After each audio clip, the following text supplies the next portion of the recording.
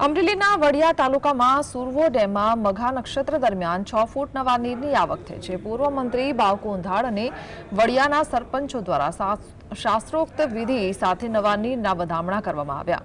સાધુ સંતોએ પૂજા અર્ચના કરી ડેમની પવિત્રતા વધારી। આ નવા નીરની આવકથી ખેડૂતોમાં ખુશીની લહેર છવાય છે, કારણ કે આ પાણી પીવાના ઉપયોગ ઉપરાંત ખેતી માટે સમૃદ્ધિના નવા દ્વાર ખુલશે।